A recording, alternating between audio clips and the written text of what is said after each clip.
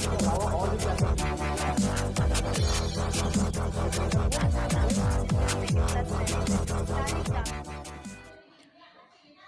श्री राम। आप सभी लोगों को गुड इवनिंग एंड नमस्कार।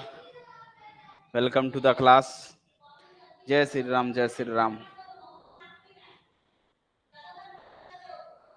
तो आज की क्लास में आप सभी बच्चों का स्वागत है। और जैसा कि हमने रैंडम वेरिएबल पर स्टार्ट किया था, स्टैटिक्स के पोर्शन है रैंडम वेरिएबल, उन पर आज चर्चा करेंगे। ठीक है, साउंड वगैरह आ रही है सभी लोग को? कोई दिक्कत तो नहीं?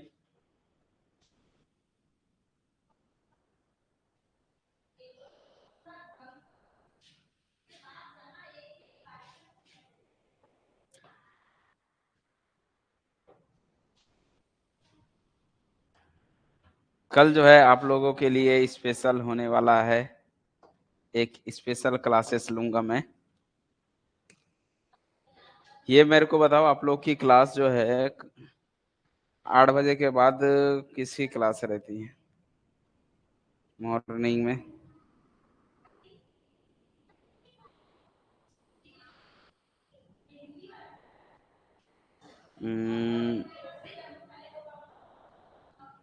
7 से 8:30 रहती है देवेंद्र सर की। ओके, उसके बाद 11 से 12 एक जन की रहती है फिर से। Okay, good evening, good evening. तो कल जो है मैं लूंगा एक क्लास आप लोग के लिए स्पेशल क्लासेस चलेगी। जिनको डाउट है, जिनको कुछ भी चीजें हो, कल जो है मिलेंगे यूट्यूब पर लाइव।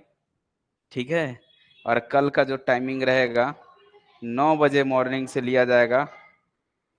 9 बजे से जितना हो सकता है लेंगे। ठीक है, 3 घंटा 4 घंटा जितना होगा, कंप्लीट लीनियर अलजेब्रा का कल पोर्शन होने वाला भाई। ठीक है, तो कल आप सब लोग से उम्मीद रहेगा कि आप लोग ज्वाइन करेंगे और लाइव सेशन को यूट्यूब पर लाइव रहेंगे। ठीक है, चलिए ठीक है। तो हमने जो है क्या स्टार्ट किया था, रैंडम वेरिएबल पर चर्चा किए थे, डिस्क्रीट रैंडम वेरिएबल। फिर मैंने बताया था कुछ प्रीवियस क्लास को मैं एक बार डिस्कस कर देता हूं। तो मैंने बताया था आप लोगों को रैंडम वेरिएबल के बारे में। जब हम कोई एक्सपेरिमेंट को रिपीट करते हैं, जब हम कोई एक्सपेरिमेंट को रिपीट कर रहे हैं, ठीक है, बार बार कर रहे हैं उसी एक को, तो जो है उस पर जो आने वाले चांसेस जो हैं उसी को हम क्या बोलते हैं, नाम दे देते हैं रैंडम वेरिएबल। ठीक है, और उस चांसेस की संख्या को काउंटिंग जब करते हैं तो वो जो है आपका क्या होता है, रैंडम वेरिएबल होता है। ठीक है, मैंने बताया था कि जैसे अगर आप एक डाइस को थ्रो कर आ रहे हो और आप डाइस को थ्रो कराओगे और मैंने कहा कि इवन नंबर बताओ आएगा। इवन नंबर आपका क्या है, इवेंट है। तो कौन कौन से आ सकते हैं इवन? तो आप बोलोगे सर इवन तो फिर 2 भी हो सकता है, 4 भी हो सकता है, 6 भी हो सकता है। ठीक है, तो इसकी संख्या क्या आ सकती है, इवन नंबर क्या आ सकते हैं? 1 2 आ सकता है, 4 आ सकता है, 3। तो रैंडम वेरिएबल की संख्या कितनी होगी? तो 3 होगी। अगर मैंने कहा कि अगर मैं बोलो कि सम जो है, इन सभी का सम जो है ग्रेटर देन 4 होना चाहिए। 2 डाइस थ्रो करा रहे हो, दो डाइस को थ्रो करा रहे हो और उसका सम कैसा आना चाहिए भाई? 4 से बड़ा आना चाहिए। तो ऐसे बहुत सारे वेरिएबल यूज कर सकते हैं रैंडम वेरिएबल।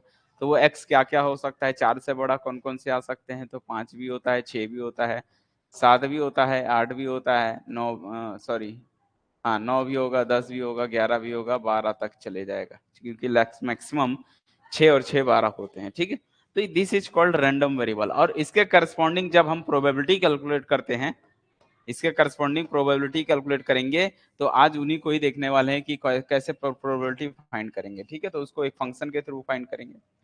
फिर रैंडम वेरिएबल मैंने कहा था कि ये 2 टाइप के होते हैं, एक डिस्क्रीट रैंडम वेरिएबल और एक कंटिन्यूअस रैंडम वेरिएबल। डिस्क्रीट मतलब जब जो है पॉइंट में पॉइंट वाइज आए, वो भी काउंटेबल हो, जो 0 1 2 3 4 लाइक इस तरह से नंबर होते हैं, उसको हम डिस्क्रीट बोलते हैं।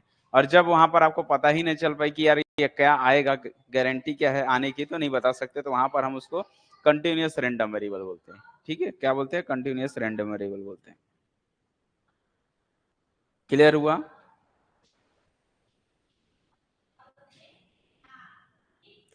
चलिए आते हैं, आज का टॉपिक जो है डिस्कस करेंगे यहाँ पर हम प्रोबेबिलिटी मास फंक्शन पर। ठीक है,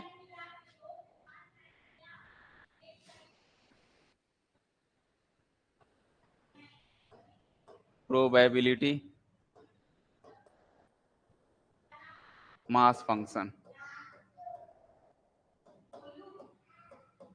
तो प्रोबेबिलिटी मास फंक्शन कैसे बनाए जाते हैं, किस तरह के होते हैं, आज इन पर देखेंगे, ठीक है। तो प्रोबेबिलिटी मास फंक्शन बोलो या फिर प्रोबेबिलिटी डिस्ट्रीब्यूशन बोल दो, एक ही बात है, ठीक है। या फिर प्रोबेबिलिटी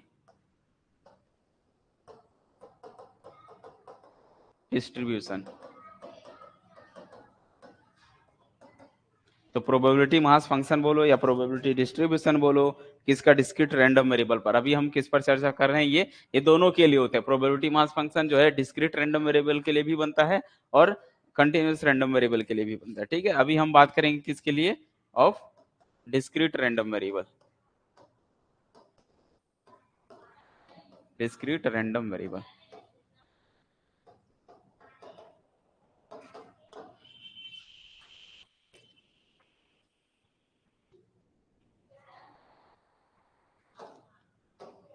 ये होता क्या है, मान लो जैसे x आपका क्या है, कोई वेरिएबल है और वो कैसा वेरिएबल होना चाहिए, डिस्क्रीट रैंडम वेरिएबल होना चाहिए, ठीक है। Let capital X be a discrete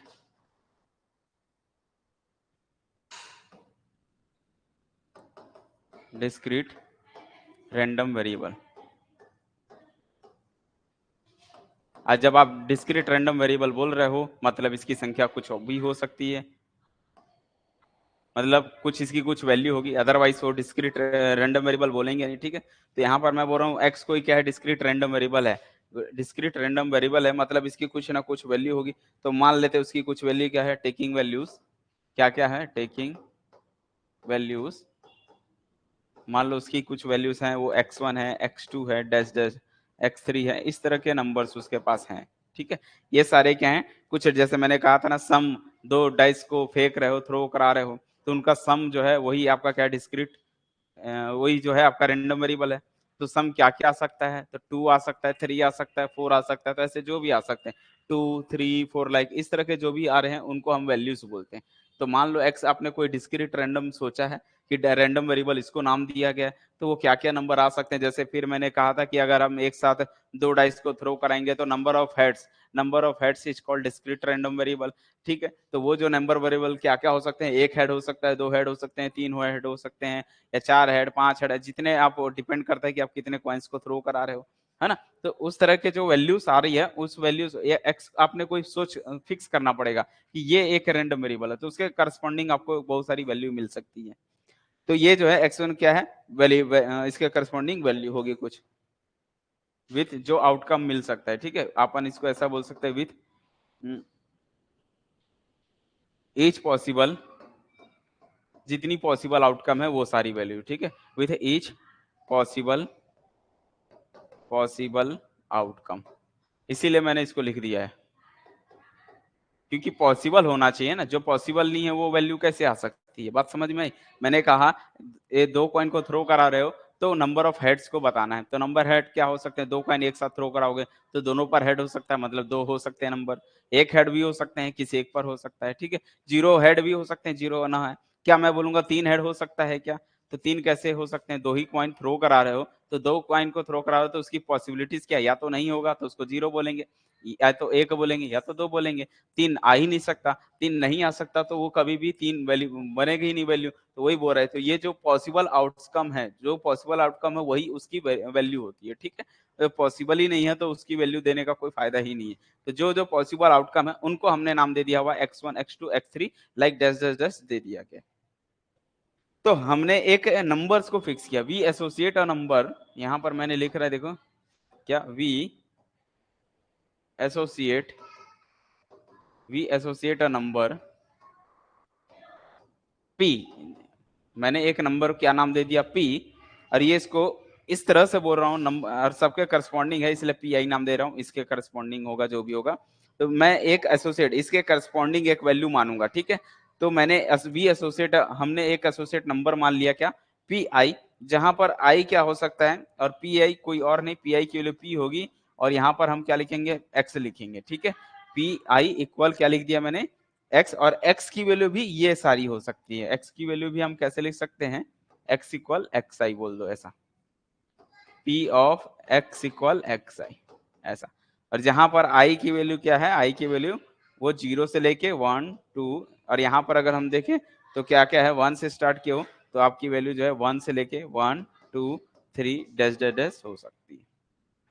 ठीक है, आई की वैल्यू ये जो नंबर देने हैं, तो मैंने क्या नाम दिया, वी एसोसिएट है नंबर, एक पी आई नाम दे दिया है, और ये पी आई कैसा है, रिप्रेजेंट कर रहा है प्रोबेबिलिटी को। ठीक है, represent probability of the value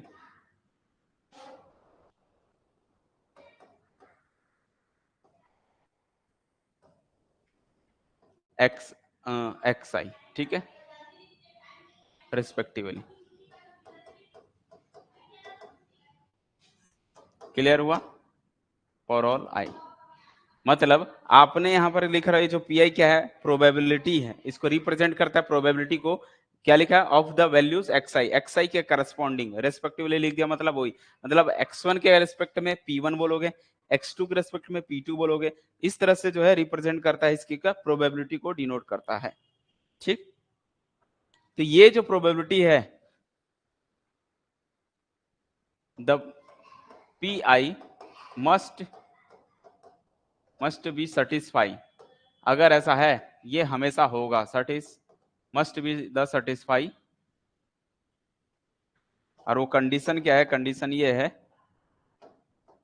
पहला कि जितने भी पी आई हैं वो सारे के सारे कैसे होंगे, ग्रेटर देन इक्वल टू 0, या तो 0 हो सकता है या 0 से बड़ा हो सकता है, नॉन निगेटिव नहीं हो सकते। ठीक है, तो पी आई जो है वो हमेशा क्या होगा भाई, वो ग्रेटर देन इक्वल होना चाहिए 0 से। ठीक है, for all I belongs to के लिए, फॉर ऑल आई के लिए होगा। दूसरा केस, अगर हम इन सभी का सम करें, प्रोबेबिलिटी इनका सभी का सम करें 1 से लेके कहां तक का, जितने भी निकलती होगी, समेशन 1 आई इक्वल 1 से लेके इंफिनिटी तक, पी आई का सम करोगे ऑलवेज 1 होना चाहिए। बात समझ में आई, यानी कि जितने करस्पॉन्डिंग प्रोबेबिलिटी निकलेगी उनका जब हम सम करेंगे तो 1 आना चाहिए, और ईच प्रोबेबिलिटी कैसे होनी चाहिए, 0 होनी चाहिए। अगर ऐसा हो गया तो ये जो है फंक्शन बन जाता है, जिसको हम बोलते हैं प्रोबेबिलिटी मास फंक्शन या प्रोबेबिलिटी डिस्ट्रीब्यूशन फंक्शन बोलते हैं। तो बात समझ में आई, तो एक्चुअल में ये है कुछ नहीं, देखा जाए तो सिंपल ही है, बस आपको थोड़ा समझने की देरी है। फिर से यहाँ समझा देता हूँ, x कोई डिस्क्रीट रैंडम वेरिएबल होगा तो उसकी कुछ वैल्यू होगी, लाइक जैसे 0 1 2 3 ऐसा कुछ भी नंबर होता है, तो उसको हमने नाम दे दिया x1 x2 x3, और इसके करस्पॉन्डिंग हमने पी आई एक नाम दे दिया जिसको हम प्रोबेबिलिटी बोलते हैं, और ये सारे प्रोबेबिलिटी एक्स आई के रिस्पेक्टिवली है, मतलब x1 के रिस्पेक्ट में p1, x2 के रिस्पेक्ट में p2, तो ये जो है प्रोबेबिलिटी मास फंक्शन बनेगा तभी जब ये जो पी आई है प्रोबेबिलिटी जो है इनको कंडीशन को सेटिस्फाई करेगा। अगर इन कंडीशन को सेटिस्फाई नहीं करेगा तो वो प्रोबेबिलिटी मास फंक्शन या फिर प्रोबेबिलिटी डिस्ट्रीब्यूशन नहीं बनेगा। ठीक है, इसके कुछ एग्जांपल्स दे देता हूं। मान लो आपने कोई भी वेरिएबल लिया, ठीक है, मान लो x कोई वेरिएबल है और उसके करस्पॉन्डिंग क्या निकलती है, देखो ये मैंने एक एग्जांपल दे रहा हूं। ठीक है, यहां पर x है यानी कि x1 होगा, x1 मान लो मैंने दे दिया 0 1 2 3। ठीक है, मान लो मैंने दे दिया 0 1 2 3 दे दिया, और इसके करस्पॉन्डिंग यहां पर प्रोबेबिलिटी निकलेगी, यहां क्या निकलेगा भाई, probability of x equal X I. ठीक है, इसका मतलब यहाँ पर x1 की प्रोबेबिलिटी, मान लो इसके करस्पॉन्डिंग 0 है, इसका 1/4 है, इसका 1/4 है, सपोज करो मैंने ऐसे एक रैंडम एग्जांपल दे रहा हूँ, तो क्या ये प्रोबेबिलिटी मास फंक्शन या प्रोबेबिलिटी डिस्ट्रीब्यूशन बनेगा? तो पहला, सारी प्रोबेबिलिटी देखो क्या है, ये पी या p1 p2 p3 p4 जो भी होगा सब देखो 0 से बड़े हैं, 0 से बड़े होने चाहिए, और सबका सम 1 आना चाहिए। सबका सम करो बेटा, 1/4 प्लस 1/4 प्लस 1/2 करोगे, ये 2/4 मतलब हाफ बन जाएगा, हाफ प्लस हाफ 1 हो जाएगा। तो ये जो है इस कंडीशन को सेटिस्फाई कर रहा है, तो ये जो डिस्ट्रीब्यूशन है इस डिस्ट्रीब्यूशन को क्या बोलोगे, प्रोबेबिलिटी डिस्ट्रीब्यूशन बोलोगे। वो भी किसका, रैंडम वेरिएबल का। लाइक दिख रहा है ये रैंडम वेरिएबल कैसे हैं, डिस्क्रीट है, 0 1 2 3 ये डिस्क्रीट है, तो डिस्क्रीट है उनके करस्पॉन्डिंग प्रोबेबिलिटी है, और ये प्रोबेबिलिटी इन कंडीशन को सेटिस्फाई कर रही है, इसलिए ये कौन सा डिस्ट्रीब्यूशन बन गया, प्रोबेबिलिटी डिस्ट्रीब्यूशन बन गया। बात आई सबको समझ में, यस या नो, जल्दी बताओ, बोलो भाई,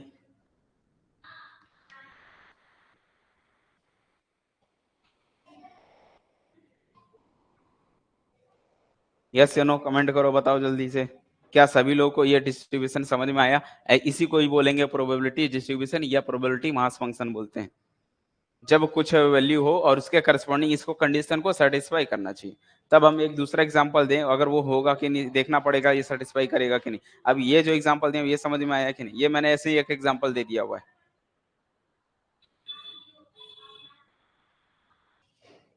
मैंने कहा x आपने क्या जैसे रैंडम वेरिएबल चूज करनी है, ठीक है। लाइक दूसरे एग्जांपल से ज्यादा अच्छा समझ में आएगा। आओ एग्जांपल से ही आपको समझा देता हूँ। एग्जांपल नंबर 1, मान लो आपने क्या करना है, थ्रो कराना है, थ्रोइंग 2 कॉइन, ठीक है। आपको 2 कॉइन्स क्या कराना है, थ्रो कराना है, ठीक है। तो जो है एस क्या आएगा बोलो, सैंपल स्पेस कौन कौन आएंगे, सैंपल स्पेस में आने वाले head head, head tail, tail head और टेल टेल, यही आने वाला है। अब मैंने क्या दे रहा है, देखो ध्यान से समझो, मैंने दिया रैंडम वेरिएबल चूज कर रहा हूं मैं, रैंडम वेरिएबल, रैंडम वेरिएबल को मैंने नाम दे दिया x, और ये x कुछ और नहीं, सिर्फ मैंने कहा नंबर ऑफ हेड है, number of heads, number of heads ही मेरा रैंडम वेरिएबल है। क्यों? क्योंकि हेड्स अलग अलग आते हैं, बार बार चेंज होती है, कभी एक आएगा कभी दोनों बार आएंगे, इस वजह से मैंने इसको क्या बोला, वेरिएबल बोलते हैं। बात समझ में? वेरिएबल का मतलब क्या होता है बेटा, जैसे 5, 5 जो है वेरिएबल नहीं है, 5 क्या कांस्टेंट है। क्यों? क्योंकि ये दुनिया में 10 साल बाद भी 5 का 5 ही रहेगा। लेकिन अगर मैं सिर्फ x लिख रहा हूँ तो x की वैल्यू तो कुछ किसी सॉल्यूशन है, किसी इक्वेशन का सॉल्यूशन है, तो x की वैल्यू कुछ भी हो सकती है ना, लाइक 0 1 2 3 -1 4 कुछ भी हो सकता है। तो ऐसी चीज को वेरिएबल का नाम दिया जाता है, और जो सिर्फ फिक्स रहते हैं वो कांस्टेंट होते हैं, ठीक है।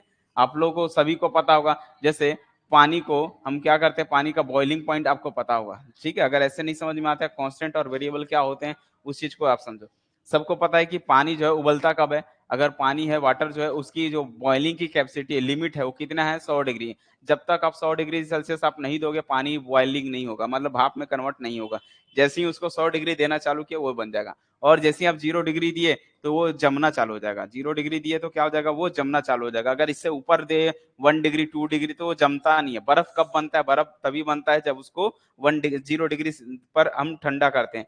या तो अगर 100 डिग्री देंगे तो वो भाप बनता है। तो भाप बनने के लिए लिमिट कितना है, 100 डिग्री, और आइस बनने के लिए उसकी कितनी है लिमिट, 0 डिग्री सेल्सियस, ठीक है। तो क्या होगा, ये कांस्टेंट है, फिक्स हो गया है भैया, 100 पे ही पानी बनता है, तो ये फिक्स हो गया, तो इसको बोलते हैं कांस्टेंट।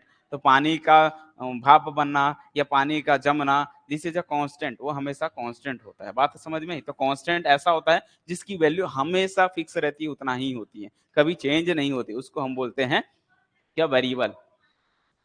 क्लियर हुआ? अब मैंने क्या नाम दे दिया, इसलिए इसको वेरिएबल दिया। क्यों? क्योंकि वैल्यू बदल सकती है, नंबर ऑफ हेड्स तो बदल सकता है। आपको देख सकते हो कभी ये आएगा कभी ये आएगा कभी ये आएगा, तो वैल्यू बदल रही है, चेंज हो रही है, इसलिए इसको वेरिएबल बोलते हैं। रैंडम इसलिए बोलते हैं क्योंकि रैंडम एक्सपेरिमेंट है, कुछ भी आ सकता है। तो अब मैं बोलूं बताओ इसके करस्पॉन्डिंग वैल्यू होगी कुछ कुछ, क्या क्या हो सकती है बोलो। तो आप बोलोगे सर इसका मतलब x के अंदर में x1 होगा, एक x1 को मैंने नाम दे दिया 0 हेड, यानी कि 0 हेड हो सकता है। क्लियर है? फिर x2 आपने नाम दे दिया, मान लो 1 आना, ये 1 हेड, एक हेड हो सकता है। x3 नाम दे दिया आपने, क्या, 2 हेड वाले। और x4 नाम दोगे, 3 हेड तो आ नहीं सकता, क्योंकि 2 से ज्यादा हेड बन नहीं सकते, या तो 0 होगा, या तो 1 होगा, या तो 2 होगा। बात समझ में आई? अभी देखते जाओ बेटा, अभी कहानी को अभी अभी खत्म नहीं हुआ, अभी अभी तो कहानी शुरू हो रही है यहाँ से। अब अगर मैं आपसे बोलूं बताओ x1 की प्रोबेबिलिटी कितनी होगी, प्रोबेबिलिटी ऑफ x की वैल्यू बोलो, जब आप x की वैल्यू x1 दे रहे हो तो इसकी प्रोबेबिलिटी कितनी होगी, कौन बता सकता है? मेरे को आंसर चाहिए, मेरे को आंसर चाहिए, इसकी प्रोबेबिलिटी बताओ, x1 होने की प्रोबेबिलिटी कितनी बार होगा ऐसा, इसकी प्रोबेबिलिटी बताओ, जल्दी बोलो भाई, इसकी प्रोबेबिलिटी बता दो मुझे, किसी ने जवाब देना है आप लोगों को। x1 जो है, इस x1 के करस्पॉन्डिंग जो प्रोबेबिलिटी निकलेगी उसी को बोलते हैं, तो बताओ इसकी प्रोबेबिलिटी। गलत बेटा, गलत। वेरी गुड, ये एक जन ने सही जवाब दिया है, ये 0 बोल के आप गलती कर रहे हैं। अरे भाई आदित्य ने सही जवाब दिया, 1। 0 हेड मतलब एक बार भी हेड ना हो, एक बार भी ना हेड आना, यानी कि दोनों टेल की बात कर रहा है, तो इसकी प्रोबेबिलिटी कितनी होगी बच्चों, 1/4 ना, 1/4 चांस, 4 में से 1 चांस होगा। बात समझ में आई कि नहीं आई? जल्दी बोलो भाई, सबको समझ में आ गया कि नहीं, कैसे प्रोबेबिलिटी निकालते हैं? अच्छा, प्रोबेबिलिटी निकाला जाए x की वैल्यू जब आप x1 दे रहे हो, x1 मतलब आप x1 तो दे दिए, x2 की बात करते हैं। जब आपका वैल्यू क्या है x2, x2 मतलब वन हेड होने की प्रोबेबिलिटी कितनी हो सकती है? तो वन हेड होने की प्रोबेबिलिटी बेटा 2 बार आ सकता है, तो 2/4 बोलोगे या फिर ये भी 1/2 बोल दो, बात एक ही है। सबको आ रहा है समझ में कैसे कैलकुलेट करते हैं प्रोबेबिलिटी? अच्छा, अब आ जाओ प्रोबेबिलिटी x की वैल्यू जब आप x3 दे रहे हो, यानी कि x3 क्या था? x3 जो था 2 हेड होने की प्रोबेबिलिटी, तो 2 हेड कितना होता है बेटा? 1/4, ये एक ही बार मिलेगा।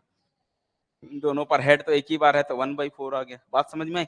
तो हम इसका डिस्ट्रीब्यूशन बनाएंगे। क्या बनाएंगे? इसका डिस्ट्रीब्यूशन बनाया, ये डिस्ट्रीब्यूशन बनाया। अभी ये मास, ये प्रोबेबिलिटी डिस्ट्रीब्यूशन बनेगा कि नहीं ये तय नहीं करता। अभी ये x है, x की वैल्यू क्या क्या आई थी बेटा? 0 आई थी, 1 आई थी और 2 आई थी, इससे ज्यादा बन नहीं सकता था। ये प्रोबेबिलिटी थी। प्रोबेबिलिटी क्या है? इसके करस्पॉन्डिंग प्रोबेबिलिटी कितनी आई थी? 1/4, फिर 1/2, फिर 1/4। आया समझ में? अच्छा, अब ये प्रोबेबिलिटी मास फंक्शन बनेगा या प्रोबेबिलिटी डिस्ट्रीब्यूशन बनेगा जब ये कंडीशन को सेटिस्फाई करेगा। कंडीशन क्या थी? सारी के सारी 0 से बड़ी होनी चाहिए। दिख रही है कि सारी की सारी 0 से बड़ी है, लाइक समझ गए? मतलब P1 हो गया, P2 हो गया और P3। ये P1 P2 P3 है, ये तीनों तीनों कैसे हैं? 0 से बड़े हैं सारे के सारे। ठीक है, दूसरा प्रोबेबिलिटी क्या होता है? इन सब का सम 1/4 प्लस 1/2 प्लस 1/4 करके देखो बेटा कितना आ रहा है? 4 और 4 ये कट के 2/4 हो गया, 2/4 प्लस 1/2, ये कहीं ना कहीं एक एक ही है, एक ही है। तो इसका मतलब दिस डिस्ट्रीब्यूशन ये क्या बन जाएगा? दिस डिस्ट्रीब्यूशन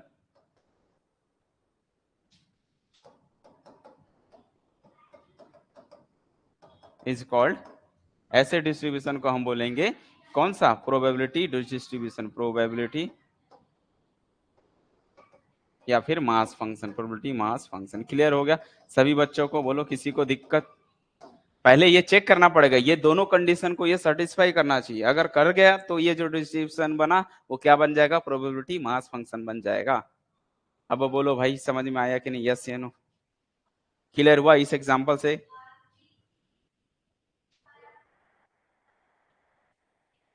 बोलो भाई।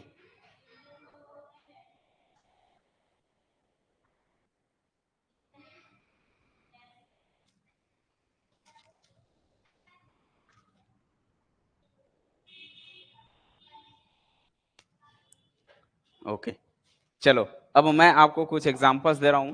ये तो नहीं आने वाला एग्जाम में, लेकिन इस तरह से फिर अगर ये प्रैक्टिस कर लोगे तो फिर हम अच्छे वाले एग्जांपल देंगे जो एग्जाम में आते हैं। ठीक है, question number 1।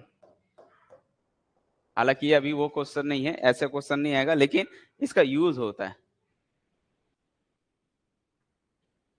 Greater than equal का मतलब नहीं समझते हो? जीरो भी आ सकता है बेटा, हो सकता है ना इसकी प्रोबेबिलिटी जीरो हो। जैसे लाइक पिछले एग्जांपल्स में मैंने दिया था, देखो अब ये नहीं कि जीरो है तो जीरो आएगा, हो सकता है कुछ कंडीशन होगी उसका वो प्रोबेबिलिटी जीरो है, तो जीरो या जीरो से बड़ा लिखा हूं। इसका मतलब होता है इनकी जो केसेस हैं ये जीरो भी हो सकता है या जीरो से बड़ा भी हो सकता है। ठीक है, मैंने बताया था कि किसी न किसी की प्रोबेबिलिटी जीरो भी होती है, जीरो भी होती है ऐसी प्रोबेबिलिटी।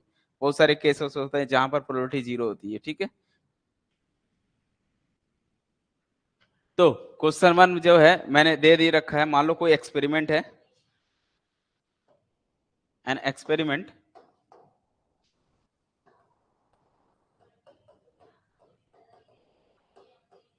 कंसिस्ट, एक ऐसा एक्सपेरिमेंट है, ठीक है, consist of three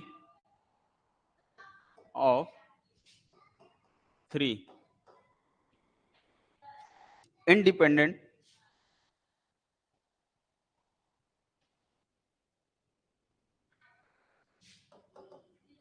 independent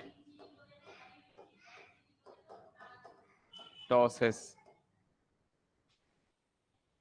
of a coin। आपको एक एक्सपेरिमेंट करना है, कितने को?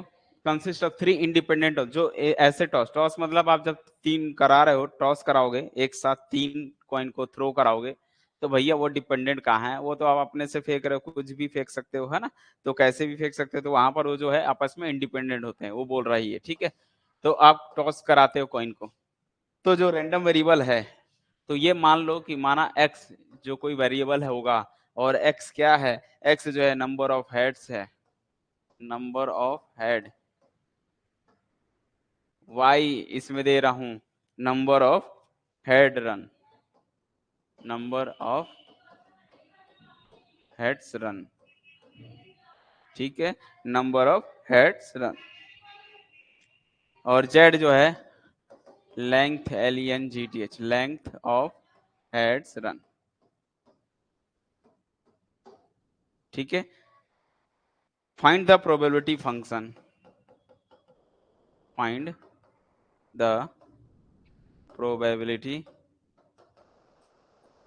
फंक्शन, वो भी किसका, प्रोबेबिलिटी फंक्शन फाइंड करनी है of x y z, x plus Y और एक्स वाई, इतनी की चीजें फाइंड करनी है भाई, ठीक है। चलो इसको नंबरिंग देना है तो नंबरिंग दे दो, ये पहला है, ये दूसरा है, ये तीसरा है, ये चौथा है, ये पांचवा है, ठीक है। अब बोलो भाई किसको क्या पूछना है, कुछ डाउट है तो पूछो। क्या पूछ रहे हो, बोल रहे हो?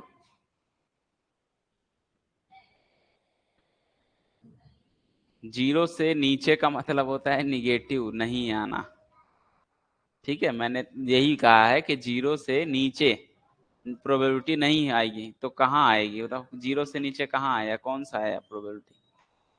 तो वही तो बोला मैंने, जीरो से नीचे मतलब ये जीरो या जीरो से बड़ा बोला, जीरो से छोटा मतलब माइनस नहीं हो सकती ना, किसी की प्रोबेबिलिटी कैसे माइनस हो सकती है, आप बता सकते हैं? मैंने मेरे टोकरी, मान लो एक टोकरी है, सेब की टोकरी है, अगर सब खराब भी निकल गए तो प्रोबेबिलिटी अच्छे होने की प्रोबेबिलिटी कितनी होगी, नहीं तो जीरो बोलोगे, जीरो। तो प्रोबेबिलिटी कभी निगेटिव कैसे हो सकती है, आप निगेटिव में कैसे जा सकते? तो निगेटिव तो प्रोबेबिलिटी वैसे भी नहीं होती है, संभावनाएं कभी निगेटिव कैसे होती है? कोई ऐसा बोलेगा क्या, कोई बच्चा कि सर कि क्लास में मेरे जो फेल होने के चांसेस जो है -3% है, ऐसा कभी कैसे बोल सकता है? निगेटिव नहीं होता ना, या तो फेल होगा तो 0%, या फिर होगा तो कुछ 1 2 3%। हाँ जी। अब बात आती है कि यहाँ पर हेड रन्स क्या होते हैं, ठीक है। हेड तो समझते हो ना, हेड मतलब तो जानते ही हो, हेड रन का मतलब क्या होता है बेटा, ये चीज है, कहने का मतलब ये है, ठीक है, अच्छी बात है, जान गए तो जान लो यहाँ पर हेड रन्स क्या होता है।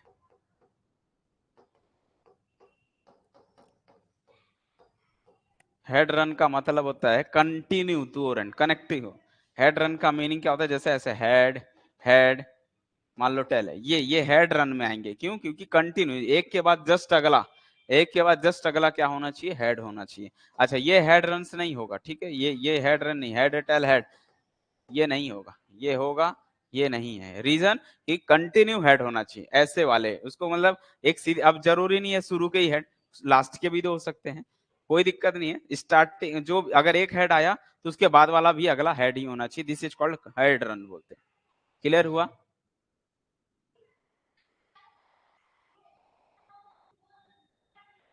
बोलो भाई।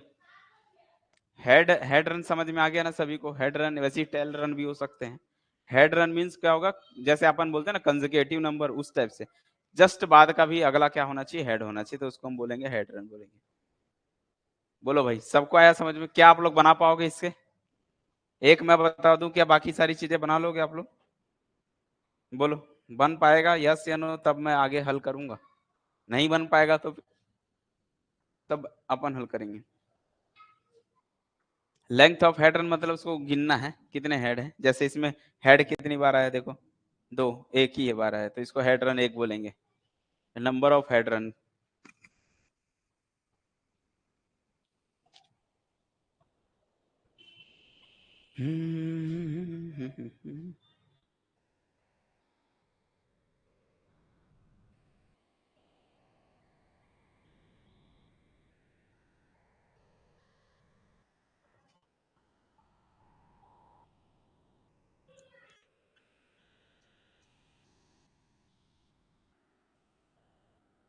काउंट ऑफ हेड को काउंट कर लो, वही हेड रन में आ जाएगा। लेंथ ऑफ हेड रन मतलब उसकी पूरी हेड रन में उसकी लेंथ बतानी है, तो ये हेड रन, एक जनरली मिनिमम हेड रन की संख्या 2 होती है, मिनिमम हेड रन की संख्या 2 होती है, मतलब अगर हेड रन है मतलब कहीं ना कहीं 2 होंगे कंटिन्यू, तो 2 हेड तो मिलेंगे ही मिलेंगे। इससे ज्यादा हो गया तो 3 भी हो सकता है, कोई दिक्कत नहीं। जैसे इसमें कितने हेड रन है, इसकी संख्या कितनी है, तो 2 बोलोगे, 2 है।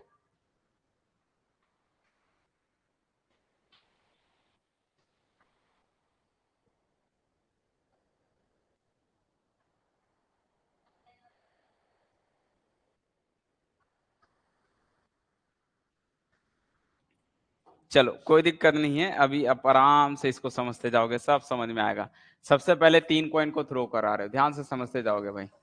3 कॉइन्स को थ्रो कराओगे तो सैंपल स्पेस क्या क्या आ सकता है, एस पहले पता होना चाहिए भाई। अगर मैं 3 कॉइन को इंडिपेंडेंटली अगर टॉस कराऊं तो हमें क्या मिलेगा। एस के अंदर मिलने वाला है बेटा, तीनों के तीनों हेड हो सकते हैं, कोई एक हेड हो सकता है, या तो कोई 2 हेड हो सकते हैं, एक टेल, ये हेड टेल हेड हो सकता है, या फिर टेल हेड हेड हो सकते हैं। ठीक है, 2 हेड वाले 3 मिलेंगे, फिर एक हेड वाला टेल टेल, फिर ये टेल हेड टेल, फिर टेल टेल हेड, उसके बाद तीनों टेल वाले। ये आउटकम हो गए, ये क्या हो गया, आउटकम हो गया। इतने सारे पॉसिबल आउटकम है। अब आओ इनका जो नाम दियो आप, पहला जब हम बात करेंगे एक्स, एक्स क्या है बेटा, नंबर ऑफ हेड्स बताने हैं, ठीक है। तो एक क्यों ना इनको अलग अलग बनाने के जगह एक जगह बना दिया जाए, ज्यादा अच्छा है, ठीक है। इनको कैसे कर दिया जाए, एक जगह बना देते हैं। एक जगह लिख लो सैंपल स्पेस, सैंपल स्पेस, ठीक है, ध्यान से देखते जाओ बच्चों। एक जगह लिख दिया हमने सैंपल स्पेस, एक जगह लिख दिया एक्स, एक जगह लिख दिया वाई, एक जगह लिख दिया जाए जेड। 3 हो गया। दूसरी एक बार किसका निकालना है, और एक्स वाई जेड हो गया। उसके बाद एक्स प्लस वाई निकालना है, और बोलो एक्स इंटू वाई करना है। देखते जाओ, सब समझ में आएगा बेटा, ऐसा कुछ भी नहीं है कि समझ में ना आए, सारी चीजें आपको समझाएंगे हम। सैंपल स्पेस के अंदर में देखो, अगर हम देखें तो कौन कौन सी चीजें आ सकती है, तो तीनों हेड वाले हैं, फिर 2 हेड वाले,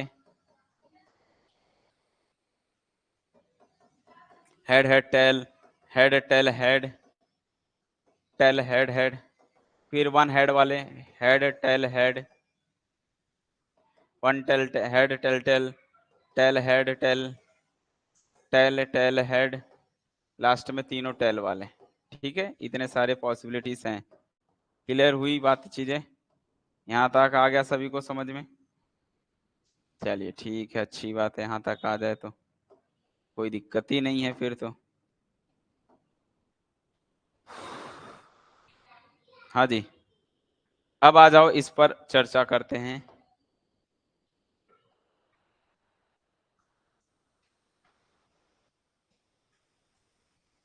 ओके, सही समझे हो आप। आ जाओ भाई, एक्स, एक्स का मतलब क्या था, यहाँ पर नंबर ऑफ हेड्स बताना है। नंबर ऑफ हेड्स कितने हैं यहाँ पर, आप बोलोगे सर 3 है, इसमें कितने हैं, 2 हैं, इसमें कितने 2 हैं, इसमें कितने 2 हैं, इसमें कितना है, 1 है, इसमें कितना है, 1 है, इसमें कितना है, 1 है, इसमें कितना है, 0 है, एक भी हेड नहीं है। कहानी समझ में आई, सबको आया समझ में। वाई क्या था, वाई के बारे में पढ़ो ना, नंबर ऑफ हेड रन, यानी कंटिन्यू हेड कितने वाले, तो 1 2, इसमें देखो दिख रहा है 1 2, इसमें हेड है, कंटिन्यू हेड है। कंटिन्यू हेड मिला कि नहीं मिला, यस या नो, जल्दी बताओ। हेड रन समझे कि नहीं, हेड रन इसमें है कि नहीं है, आपको ये चेक करना है कि इसमें है कि नहीं हेड रन। हाँ है तो एक लिखोगे, इसमें है, बिल्कुल है, इसमें है, नहीं है, इसमें है, हाँ है, इसमें नहीं है, इसमें नहीं है, इसमें नहीं है, इसमें नहीं है, नहीं है तो 0 लिखोगे, है तो 1 लिखोगे। बात आई समझ में, यस या नो। ये चीजें समझ में आ गई। इसमें हेड रन चेक करना है कि नहीं है, अगर है तो एक, इसमें भी देखो एक बार दिख रहा है हेड तो एक आ जाएगा। इसमें है क्या, कंटिन्यू हेड है क्या, नहीं है तो 0 लिखोगे। इसमें एक जगह दिख रहा है, इसमें नहीं है, इसमें भी नहीं है, इसमें भी नहीं है, इसमें भी नहीं है, नहीं है तो 0 लिखोगे। चलिए ठीक है, जेड क्या था, length of head run, head run की संख्या को काउंट करनी थी। तो हेड रन इसमें मतलब हेड काउंट करना है, सीधी सीधी सी बात। अगर हेड रन है तो उसमें हेड को काउंट करना, this is called head run. कहानी समझ में आई। तो इसमें है तो इसमें कितने हेड है, 3 है। इसमें भी हेड रन है तो कितने हैं, 2 हेड है, नहीं है तो 0। इसमें है तो एक है, सॉरी दो है, दो हेड है। इसमें नहीं मिले, जिसमें नहीं है तो उसमें 0 0 होगा भाई, क्योंकि हेड रन है ही नहीं ना, तो उसमें हेड कहाँ काउंट होगा। हेड रन की संख्या को बोला तो कंटिन्यू हेड होने चाहिए ना, ऐसा नहीं मैंने कहा सिर्फ हेड हो। अच्छा इसमें हेड रन नहीं है तो नहीं है तो 0 लिखोगे। अच्छा एक्स प्लस वाई क्या था, बोल रहा था नंबर ऑफ हेड और नंबर ऑफ हेड रन को जोड़ना था, तो ये दोनों को जोड़ दो बस सिंपली, 3 और 1 4, 2 और 1 3, 2 और 0 2, 2 और 1 3, 1 1 1 आएगा, 1 1 1 और लास्ट का 0 आ जाएगा। फिर x इंटू वाई करना है तो 3 1 जा 3, नॉर्मली मल्टीप्लाई करना है, 2 1 जा 2, 2 2 2 0 0 हो गया, 2 1 जा 2 और 0 0 0 सब 0 आएगा, एक 3 0 यहाँ तक आएगा और लास्ट का भी 0 आ जाएगा। तो हमने टेबल तो इसके लिए बना लिया, अब सबके लिए डिस्ट्रीब्यूशन फंक्शन का वो टेबल बनाना है। क्लियर हुआ? ये सारी चीजें सबको आ गई समझ में कि नहीं आई भाई, ये बताओ भाई, यहाँ तक की चीजें समझ में आ गई सभी को? किसी को दिक्कत तो नहीं है? अब 1 2 3 4 सबके लिए बोला है ना, देखो हमने ये चीजें तो बना लिया, find the probability function of, इनके इनके रिस्पेक्ट में प्रोबेबिलिटी फंक्शन बनानी है। तो प्रोबेबिलिटी फंक्शन बनाना मतलब एक बार x के लिए, एक बार y के लिए, एक बार सबके लिए बनाना है। तो हम लोग क्या करेंगे, प्रोबेबिलिटी फंक्शन बनाएंगे। तो प्रोबेबिलिटी फंक्शन या फिर प्रोबेबिलिटी मास फंक्शन बोलते हैं, ठीक है। किसके लिए भी बनाऊंगा, x के लिए, पहला पॉइंट भैया x के लिए बनाओगे तो x के लिए ऐसा टेबल बनाना पड़ेगा ना। ये आपको देखना है कि x में क्या क्या नंबर आए हैं। तो नंबर क्या दिख रहा है, 0 भी दिख रहा है, 1 भी दिख रहा है, 2 भी दिख रहा है, 3 भी दिख रहा है। तो आपके रेंडम वेरिएबल क्या क्या आए, x की वैल्यू क्या क्या आई बच्चों, x की वैल्यू 0 भी है, 1 भी है, 2 भी है और 3 भी है। ठीक है, यहाँ प्रोबेबिलिटी निकलेगा कैपिटल X इक्वल एक्स आई, ब्रैकेट बंद। तो 0 होने की प्रोबेबिलिटी बतानी है। अगर मैं आपसे बोलूं बताओ 0 इस पूरी लाइन में 0 इसकी प्रोबेबिलिटी क्या है, x क्या है आपका, हेड होने की प्रोबेबिलिटी। तो 0 0 मतलब ये कब आएगा, कितनी होगी इसकी प्रोबेबिलिटी, बोलो कौन बता सकता है? तो 0 1 2 3 है, यहां तक आई समझ में?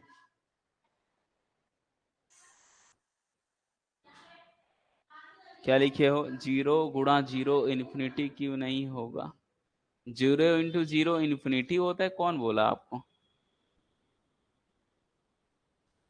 0 इंटू 0 इन्फिनिटी कैसे होता है भाई, 0 इंटू 0 इन्फिनिटी कौन बता दिया आपको, इन्फिनिटी होता है।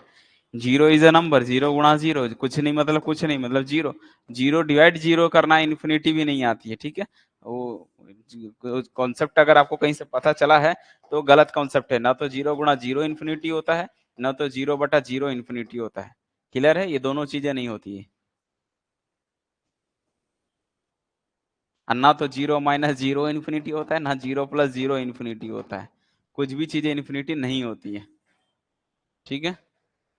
हाँ जी, इसका मतलब क्या है, जीरो होने की प्रोबेबिलिटी, और जीरो का मीनिंग यहाँ पर क्या है, जीरो का मीनिंग यहाँ पर एक भी हेड नहीं है, तो एक भी नहीं हेड होने की प्रोबेबिलिटी कितनी होगी बेटा, 1/8। जिसने बताया सही बताया, इसकी प्रोबेबिलिटी 1/8 बोलोगे। अच्छा 1 मीन्स 1 है, 1 होने की प्रोबेबिलिटी बताओ, तो 1 देखो 3 बार आया है, तो 3/8 बोलोगे। समझ में आई बात? 1 का कितना बोलोगे, तो 1 हेड ये भी है, ये भी है, ये भी हो सकता है, तो 1 हेड तो 3 बार आ सकता है ना, तो 3/8 बोलोगे। यस या नो, जल्दी बोलो, समझ में आया कि नहीं आया?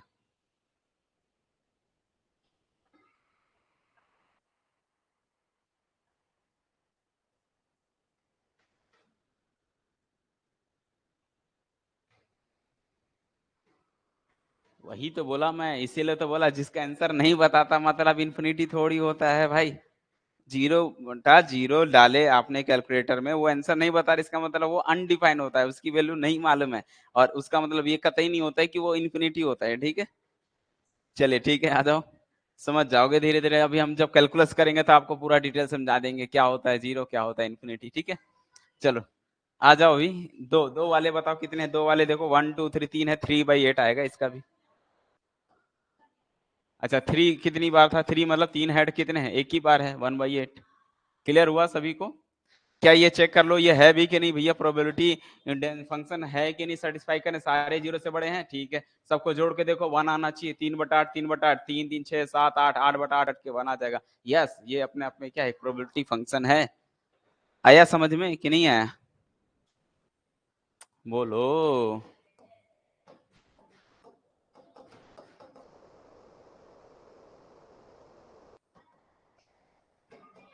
कल की क्लास, कल बेटा कल होने वाला है लाइव सेशन यूट्यूब पर, और सुबह के 8 बजे से नहीं 9 बजे से लिया जाएगा। 9 बजे से आने का टाइम पता होगा, जाने का टाइम पता नहीं है। हो सकता है क्लासेस 2 घंटे की हो, 3 घंटे की हो, 4 घंटे की हो, 5 घंटे की हो, 6 घंटे की हो, ये मैटर नहीं करता, बस लाइव आएंगे। और कितने घंटे तक जाएगा क्लासेस पता नहीं, तो आप लोग भी एकदम खा पी के बैठोगे, ठीक है, क्योंकि क्लासेस जो कल होगी डिक्टो पूरा कंप्लीट लीनियर एल्जेब्रा के क्वेश्चन कराऊंगा, मतलब ब्रह्मास्त्र कल बता दूंगा। जो कल अटेंड कर लिया तो उसको जो है लीनियर एल्जेब्रा का 1 डे पूरा कंप्लीट कॉन्सेप्ट समझ में आ जाएगा, ठीक है।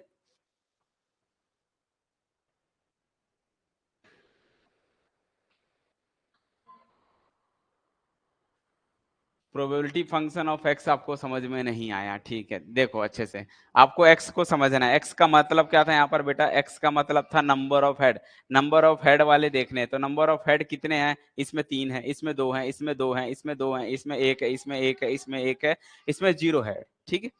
तो उसकी प्रोबेबिलिटी कितनी होगी ये बताओ? 3 हेड होने की प्रोबेबिलिटी, ये बचपन में हमने प्रोबेबिलिटी में सीख चुका। अगर मैं बोलूंगा तीनों हेड हो, इसकी क्या प्रोबेबिलिटी होगी? तो तीनों हेड होने की प्रोबेबिलिटी 1/8, एक ही बार तो आएगा, पूरे में से एक बार आएगा, तो 1/8, टोटल 8 है, एक 1/8 आएगा। मैंने कहूंगा अगर 2 हेड होने की प्रोबेबिलिटी बताओ, 2 हेड, एटलीस्ट 2 हेड होना चाहिए, वो कहीं भी हो, 2 हेड होने की प्रोबेबिलिटी कितनी होगी? 2 हेड होने की प्रोबेबिलिटी कितनी होगी? तो 2 हेड तो बेटा दिख रहा है ना, यहाँ भी है, यहाँ भी है, यहाँ भी है, तो 2 हेड तो 3 बार है, तो टोटल 8 है। तो 8 ऊपर नीचे, ऊपर में 3, 3/8। यस या नो, जल्दी बताओ।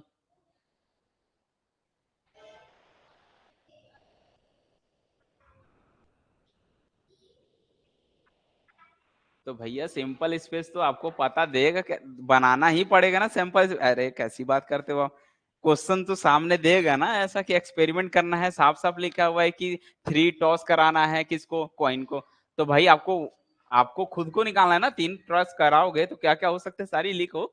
वो आप लिखोगे तो आपको खुद पता चल जाएगा कि ये सैंपल स्पेस बनेगा। सामने वाला आपको सैंपल स्पेस थोड़ी देगा, आपको सैंपल स्पेस ऑटोमेटिक बनाना ही पड़ेगा ही, ठीक है। चलो ठीक है। फिर जीरो हेड वाले देखो, जीरो हेड वाले है ही नहीं, एक भी नहीं है। ऐसे एक जगह ऐसा है जहां पर जीरो हेड, एक भी हेड नहीं है, तो 1/8, इसकी प्रोबेबिलिटी कितनी हो जाएगी? 1/8। क्लियर हुआ? तो ये सारी अब सब, ये भी जीरो से बड़ा है, ये भी जीरो से बड़ा है, ये भी जीरो से बड़ा है, ये भी जीरो से बड़ा है। ऑल प्रोबेबिलिटीज कैसे हैं? ग्रेटर देन जीरो है। और जो सारे सारे ग्रेटर देन जीरो हो जाए, जब ग्रेटर देन जीरो है, सबको ऐड करके देखो क्या 1 आ रहा है? बिल्कुल आ रहा है। ऊपर का जोड़ दो, 3 3 6 7 8, 8/8 कट के 1 आ जाएगा। मतलब ये जो है अपने आप में एक probability density function, distribution function है। एटलीस्ट में 4/8 होगा, कैसे बताओ?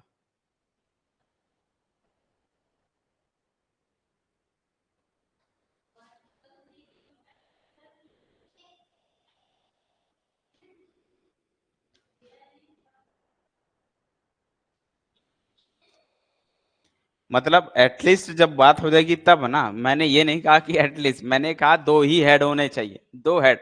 ये 2 का मीनिंग है यहाँ पर एटलीस्ट 2 नहीं है, इस 2 का मतलब है एग्जैक्टली 2। यहाँ पर जो लिखा हुआ है ये एग्जैक्टली 3 हेड वाले हैं, ये एग्जैक्टली 2 हेड वाले इतने हैं, एग्जैक्टली 1 हेड वाले इतने हैं। यहाँ पर क्वेश्चन में एटलीस्ट बोला ही नहीं ना, तो अपन खुद से निकाल रहे हैं ना। थोड़ा सा मीनिंग वो हो गया, तो उससे क्या है कि बदल जाएगा क्वेश्चन, ठीक है। एटलीस्ट हेड में ये सारे हो जाएंगे, ठीक है, ये सब हो जाएंगे एटलीस्ट 2 हेड में। लेकिन यहाँ पर जो हमने वेरिएबल चूज किया है नंबर ऑफ हेड, तो नंबर ऑफ हेड में क्या क्या हो सकते हैं? 3 हेड वाले हो सकते हैं, 2 हेड वाले हो सकते हैं, 1 हेड वाले हो सकते हैं, उनको अलग अलग कैटेगरीज में डिस्ट्रीब्यूट कर दिया गया। उसके बाद उनकी प्रोबेबिलिटी कैलकुलेट किए हैं, ठीक है।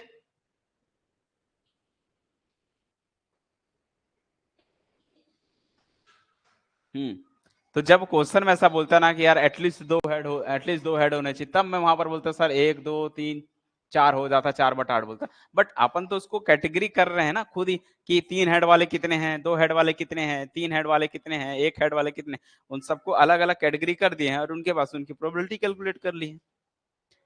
तो ये इनकी प्रोबेबिलिटी हो गई, तो ये अपने आप में कौन सा हो गया, प्रोबेबिलिटी फंक्शन भी बन चुका। चलो आप दूसरा देखते हैं, प्रोबेबिलिटी मास फंक्शन किसका बनाना है, किसका, वाई के लिए बनाना है। तो वाई का पहले टेबल बनाओ, और टेबल बनाने के बाद देखो क्या करोगे, ये वाई का टेबल है, देखते जाओ। अब हर बार क्या क्या मिलेगा अच्छे से समझो भाई। प्रोबेबिलिटी वाई इक्वल वाई आई, ठीक है। वाई में खोजो, वाई में क्या क्या नंबर से दिख रहे हैं, पहले तो पहले बोलोगे सर 0 और 1 ही दिख रहा है, तो बस दो ही हो गए, रैंडम वेरिएबल दो ही चौक हुआ, कौन कौन सा, एक तो 0 एक तो 1, बस दो ही आए। तो 0 होने की प्रोबेबिलिटी, 0 क्या डिनोट कर रहा था यहाँ पर, 0 का मीनिंग क्या था, 0 का मीनिंग था नंबर ऑफ हेड रन, यहाँ पर हेड रन कंटिन्यू वाले कितने, तो 0 कितनी बार आया है दिख रहा है, 1 2 3 4 5 बार आया, तो 5/8 बोलोगे इसका, और उसका 3/8, तो ये बन जाएगा 5/8 और ये बन जाएगा 3/8। क्या ये 0 से बड़ा नहीं है, क्या ये 0 से बड़ा नहीं है, दोनों को ऐड करोगे 1 नहीं आएगा, हैं, आ जाएगा ना, बस हो गया ये। तीसरा प्रोबेबिलिटी मास फंक्शन, शॉर्टकट में लिख दे रहा हूं भाई, ठीक है, या प्रोबेबिलिटी डिस्ट्रीब्यूशन फंक्शन भी बोलते हैं इसको, पीडीएफ या पीएमएफ बोल दिया, ठीक है शॉर्टकट में। किसका निकालना है भाई बोलो, एक्स प्लस जेड का निकालना भी।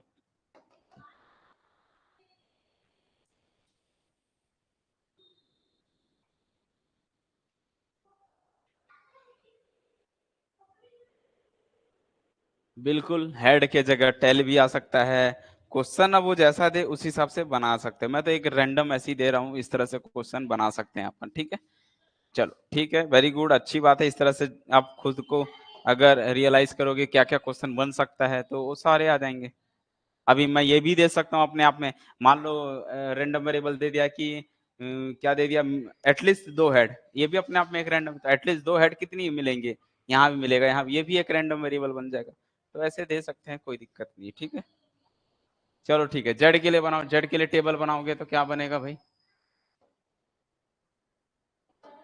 ये है आपका जेड, और यहाँ पर प्रोबेबिलिटी ऑफ जेड के लिए जेड इक्वल जेड आई, ठीक है।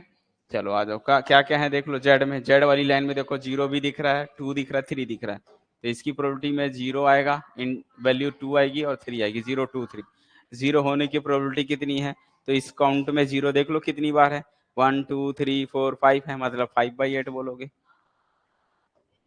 2 कितनी बार है, यहाँ से चेक करना है, 2 कितनी बार दिख रहा है जेड में, 1 और 1 दो बार दिख रहा है, इसको 2/8 बोलोगे। और 3 कितनी बार दिख रहा है, ओनली 3 जो है 1 बार दिख रहा है, तो इसको हम क्या बोलेंगे, 1/8 बोलेंगे। सबको जोड़ के देखो, 5 3 8, 8/8 बन जाएगा।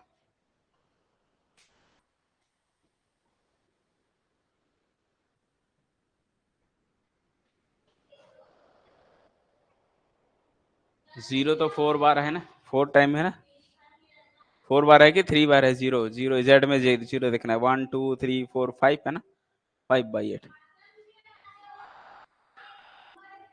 अब मेरा सवाल, क्या आप लोग x प्लस वाई के लिए भी बना पाओगे, बस यहाँ पर z के जगह x प्लस वाई लिखनी है, यहाँ पर प्रोबेबिलिटी जो है उसको c नाम दे दो, चाहो तो x प्लस वाई को कुछ नया नाम दे सकते हो, ठीक है, XYZ है, x प्लस वाई को आप नया नाम दे दो, मान लो क्या,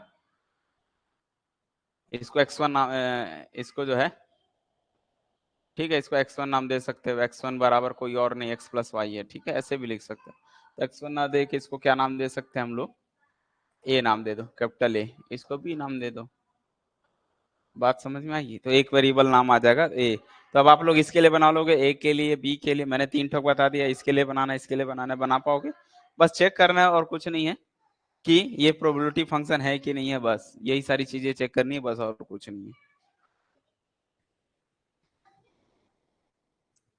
बोलो भाई, आ रहा है समझ में धीरे धीरे सारी चीजें कि नहीं आ रही अभी भी।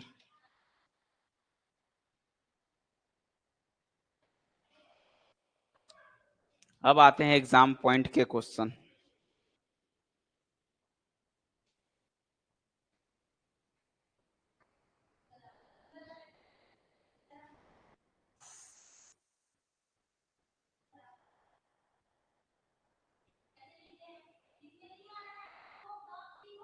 एक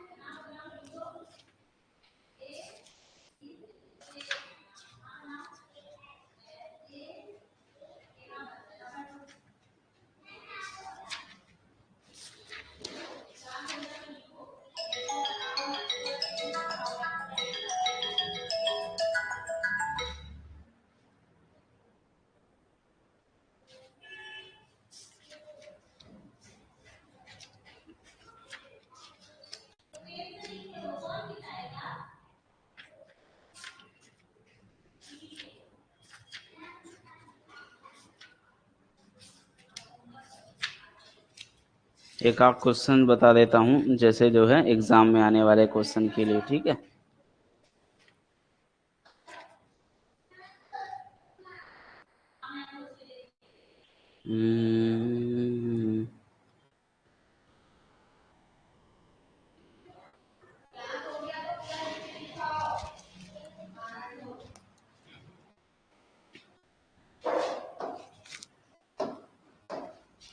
चलिए, ये क्वेश्चन है, एग्जाम में ज्यादातर इस टाइप के क्वेश्चन पूछे जाते हैं, ठीक है। मान लो कोई सामने वाले ने आपको रैंडम वेरिएबल दे दिया हुआ है और एक्स की वैल्यू दे दिया और प्रोबेबिलिटी दे दी हुई है, ठीक है। रैंडम वेरिएबल में आपका नंबर से दिया हुआ है 0 से लेके 7 तक, ठीक है। 0 1 2 3 4 5 6 7, ठीक है।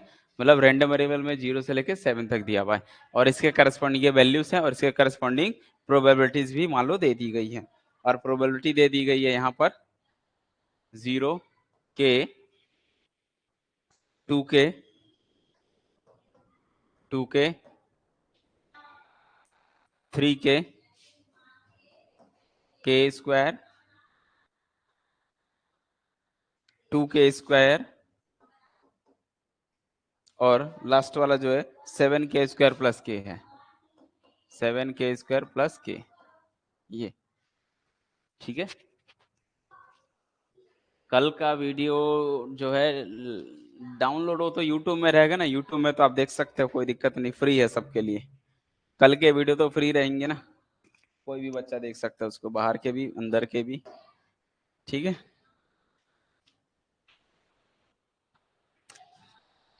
फाइंड द, एक तो आपको पहली बात तो ये जो अननोन नंबर है उसको फाइंड करना है, फाइंड द वैल्यू ऑफ के, ठीक है। दूसरा ये फाइंड करना है एंड प्रोबेबिलिटी फाइंड करनी है, x equal x less than equal 5,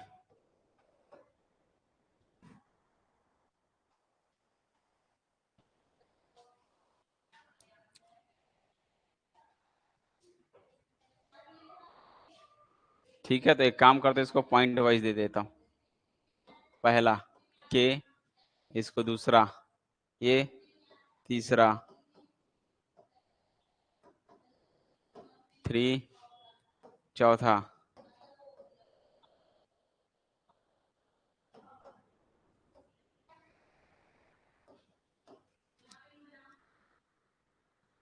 ठीक है।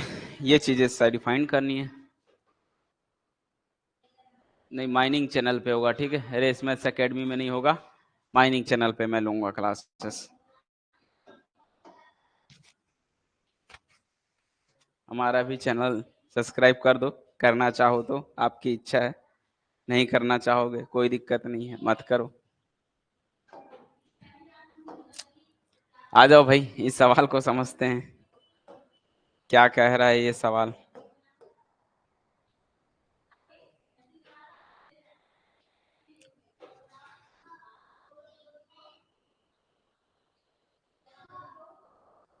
7 के नीचे वाला जो है 7k² प्लस k है, ठीक है। 7 में 7k² प्लस k, ऐसा।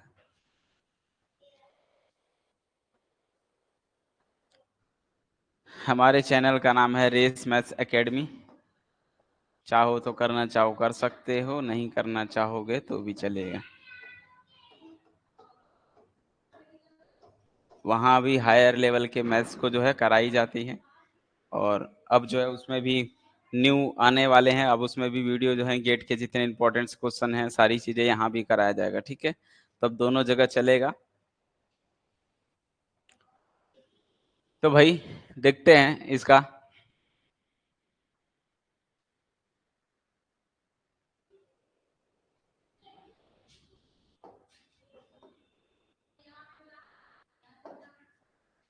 इस क्वेश्चन का मीनिंग समझ गए हो, कैसे कैलकुलेट करेंगे? क्वेश्चन ये कह रहा है, तो सबसे पहले रैंडम वेरिएबल दिया हुआ है और ये जो है प्रोबेबिलिटी फंक्शन दे दी हुई है, इसके करस्पॉन्डिंग दिया हुआ है, ठीक है। तो ये डिस्क्रीट रैंडम वेरिएबल 0 1 2 3 होना डिस्क्रीट होता है, ठीक है। सबसे पहले बोल रहा है के की वैल्यू फाइंड करो। सबसे सिंपल, के की वैल्यू फाइंड करने का एक ही फंडा होता है, सबका सम कितना होता है बेटा? एक होता है। सबका सम कितना होता है? एक होता है। तो अगर मैं बोलूं कि बाई रूल के हिसाब से देखा जाए तो फर्स्ट फाइंड करने के लिए 0 प्लस के plus 2k plus 2k plus 3k plus k² plus 2k² plus 7k² plus k, और इन सब का सम एक आना चाहिए। कितना आना चाहिए? एक आना चाहिए। तो इसको जोड़ के देखो क्या मिलने वाला है। इसको ऐड करोगे तो 3 2 5 6 7 और एक 8 और एक 9, 9k यहाँ से मिलेगा, प्लस 2k 7 और 8 9 और एक 10, 10k² यहाँ से मिल गया, और इक्वल में 1 है। ये एक क्वाड्रेटिक इक्वेशन की तरह दिख रहा है। तो 10k² plus 9k minus 1 equal 0, एक क्वाड्रेटिक इक्वेशन बनेगा जिसको इस तरह से हल करना है। उसके बाद यहाँ पर क्या करना है भाई? 10k² प्लस 9k इक्वल 1 है, इसको इस साइड ला दिया -1। 10 1 जा 10, -1 करोगे तो 9 भी हो जाता है। तो यानी कि 10k² प्लस 10k बड़ी संख्या को पॉजिटिव माइनस 9k कर दो 1k को, और -1 पहले से है, इक्वल में 0 रख दो। अगर आप यहाँ से 10 को कॉमन लेते हो तो क्या बनने वाला है बेटा? 10k को कॉमन लेते हो तो k प्लस 1 बनने वाला है। माइनस को कॉमन ले लो, k प्लस 1 बनेगा। बोथ साइड देखोगे k प्लस 1 हो सकता है। दूसरा k 10k माइनस 1 इक्वल में 0 बनेगा। यहाँ से एक बार लिख लेगा k प्लस 1 इक्वल 0, या फिर यहाँ से निकलेगा 10k माइनस 1 इक्वल 0। तो k की दो वैल्यू हो सकती है, यहाँ से k की वैल्यू -1 या फिर k की वैल्यू 1/10। कौन सा लेना मुनासिब है बताओ? कौन सी वैल्यू लेनी पड़ेगी? अब आपको पता है प्रोबेबिलिटी कभी निगेटिव नहीं होती, प्रोबेबिलिटी कभी निगेटिव नहीं होती। बोलो, अभी तो कितनी बार समझा दिया हूं मैं कि यहाँ पर ये जो प्रोबेबिलिटी दी हुई है, अगर k के जगह -1 डालोगे तो ये -1 दे देगा, जो कि निगेटिव हो जाएगा। तो इसके करस्पॉन्डिंग प्रोबेबिलिटी निगेटिव कैसे हो सकती है? तो हम बोल सकते हैं सिंस ईच पी आई क्या होती है? ऑलवेज ग्रेटर देन इक्वल 0 होती है, फॉर ऑल आई के लिए होती है, ठीक है। इसका मतलब हम बोल सकते हैं k की वैल्यू कितनी होगी? 1/10। तो k की वैल्यू तो मिल चुकी, 1/10 होगी। के की वैल्यू तो मिल गई, 1/10 होगी। जैसे ही के की वैल्यू मिल गई, अब आओ इसके क्वेश्चन में, अगर चाहो तो यहाँ रखते चले जाओगे तो सबकी प्रोबेबिलिटी मिलते चले जाएगी। उसके बाद जो बोला है क्वेश्चन में निकाल लो, बट अपन डायरेक्ट भी निकाल सकते हैं। पहला एक हो गया। दूसरा क्वेश्चन बोलता है एक्स का मान लेस देन इक्वल 5। इस एक्स लेस देन इक्वल 5 का मतलब क्या होता है? प्रोबेबिलिटी उनकी फाइंड करो जिनकी प्रोबेबिलिटी एक्स की वैल्यू लेस देन इक्वल 5 है। इसका मतलब बेटा 5 से तो छोटा तो बहुत सारा है ना, यानी कि ये कहीं ना कहीं कहना चाह रहा है प्रोबेबिलिटी ऑफ x इक्वल 1 की प्रोबेबिलिटी प्लस प्रोबेबिलिटी ऑफ किसकी? x इक्वल 2 की प्रोबेबिलिटी प्लस 2 हो गया, 3 के लिए भी निकालो, 4 के लिए भी, 5 के लिए भी, सबके लिए निकालना पड़ेगा, है ना। Probability of less than equal 5 का मतलब probability of x equal 1 plus probability of x equal 2 plus probability of x equal 3, random variable probability of x equal 4 और plus probability of x equal 5। 5 तक का सबका सम करना पड़ जाएगा, क्योंकि 5 से छोटा तो 1 2 3 सभी के लिए है, ठीक है। लो भैया, कहाँ समझ नहीं आया, देख लो, समझ लो, तब तक हम पानी पी लेते।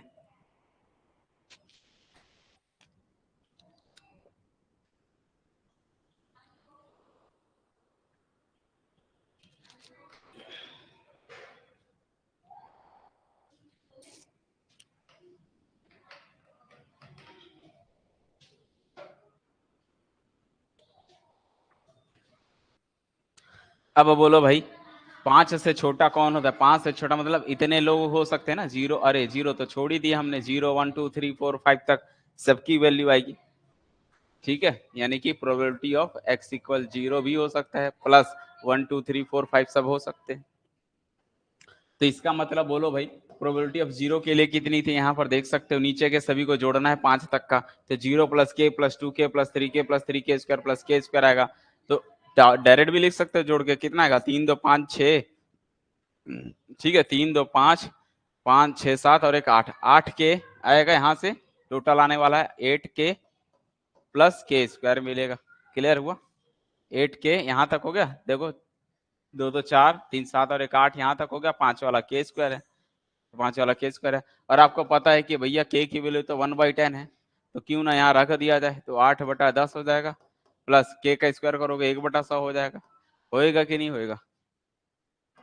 एक काम करो, 10 का गुणा इसमें कर दो, 80 हो जाएगा, नीचे 100 हो जाएगा। 10 का गुणा ऊपर नीचे करते हो तो, और इसको जोड़ना आसान होता है, 80 और एक 81 होता है, 81/100 होता है। कहानी सबको समझ में आई? यस या नो की नहीं? जल्दी बोलो भाई, समझ में सबको आया कि नहीं आया?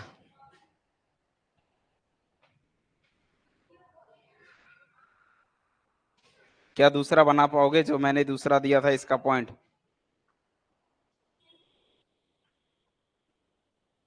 सेकंड हो गया, थर्ड पॉइंट कौन बना सकता है? थर्ड पॉइंट क्या था, आओ चेक करते हैं। तीसरा क्वेश्चन बोला प्रोबेबिलिटी ऑफ x इक्वल 3, बताओ इसका आंसर कितना आएगा? प्रोबेबिलिटी ऑफ x इक्वल 3 लिखा हुआ है, इसका मतलब क्या है? आंसर कितना आएगा इसका?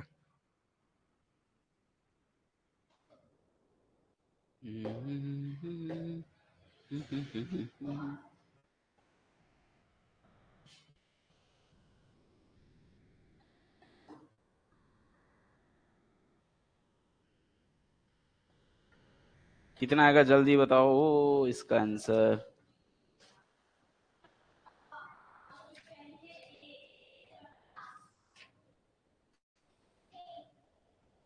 1/2।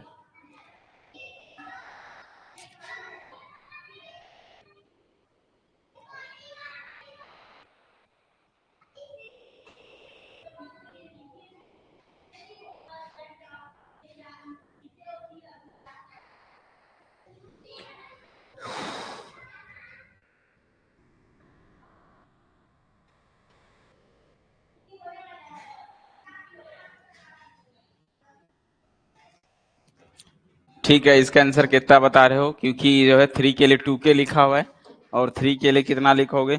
सिर्फ 2 के लिखोगे, और के की वैल्यू है 1/10, ये 2 × 1/10, और ये कट के 1/5 आने वाला है। आया सबका आंसर? 1/5 आएगा।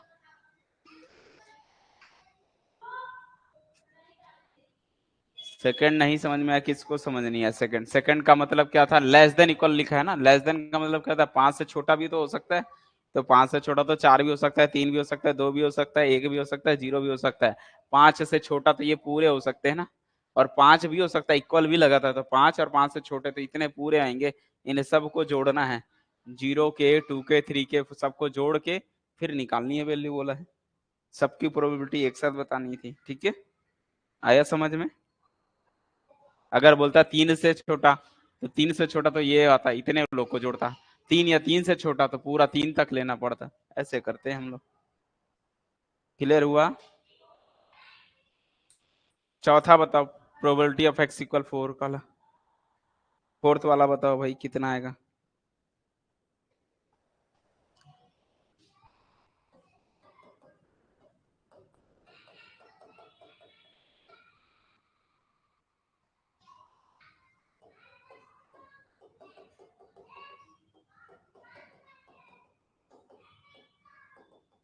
प्रोबेबिलिटी डिस्ट्रीब्यूशन दिया हुआ ऑलरेडी।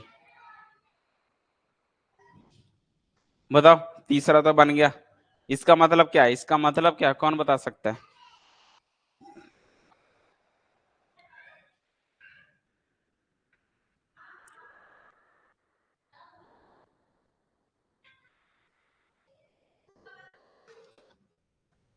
दस कैसे आ सकता है? विजय कुमार, 10 कैसे आता कभी भी? अरे भाई, सबकी सबकी प्रोबेबिलिटी का सम जब एक होता है, ठीक है, तो 10 कैसे हो सकता है सिर्फ इतने लोगों का? 4 और 4 से बड़े का आंसर 10 कैसे हो सकता है? खुद को सोचो, कहीं ना कहीं तो आप रॉन्ग कर रहे होगे। सेकंड में 8/10 और 1/100। 8/10 माइनस नहीं है, शायद प्लस है, मेरे से गलती से हो गया होगा, माइनस प्लस होगा, कहाँ लिखा हुआ है? ये नहीं समझ में आया, 8/10 और 1/100 कैसे आया? बोलो। 8/10 और 1/100 कैसे आया? 8/10 मतलब के की वैल्यू पुट करोगे, 8 इसलिए आएगा, इन सबको जीरो से लेके सबको जोड़ो ना, 4 तक का जोड़ो। भाई जीरो से लेके चार, जीरो से लेके 4 तक का जोड़ो ना, इतने को जोड़ोगे तो कितना मिलेगा? 3 2 5 6 7 और एक 8 हो गया। 8 के प्लस के स्क्वायर, 5 तक का जाना था, तो 8 प्लस ये लिखेंगे। और जैसे ये लिखो दोगे तो सबको जोड़ोगे तो कितना मिलेगा भाई? 8 के प्लस के स्क्वायर है, के की वैल्यू 1/10 है, तो 1/10 के इंटू 1/10 8/10 हो गया। 1/100, के स्क्वायर का मतलब 1/100 होता है। बात समझ में आई कि नहीं है? फिर जोड़ना है, एलसीएम लेना है, एलसीएम लेके भेजो कि मैंने 10 से गुणा 10 से भाग कर दिए।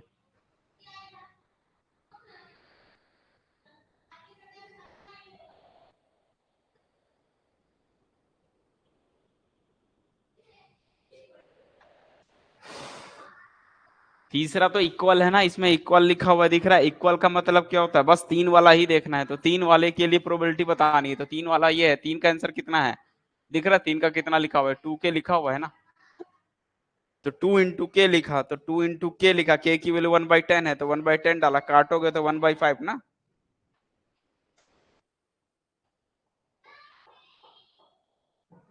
एक क्वेश्चन आप लोग को दे रहा हूँ, वो बता के दिखाना है, आप लोग बता के नहीं दिखा रहे मेरे को आंसर।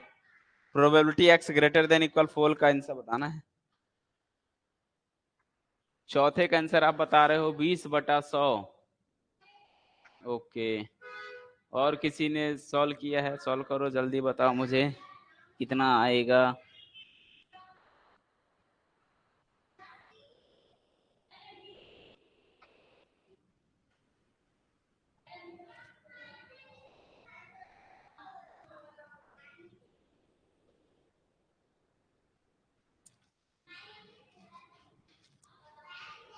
और ये चीजें याद रख लो भाई, प्रोबेबिलिटी कभी भी 1 से बड़ी नहीं होती है, चाहे किसी की भी प्रोबेबिलिटी हो, ठीक है?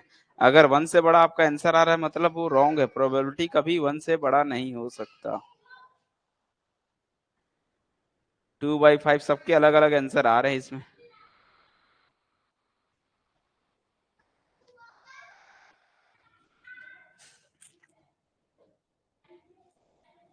चलो ठीक है, 4 और 4 से बड़ा बोल रहा है, तो 4 से बड़ा ये पूरा जोड़ना है, 4 5 6 7 तक का जोड़ना है।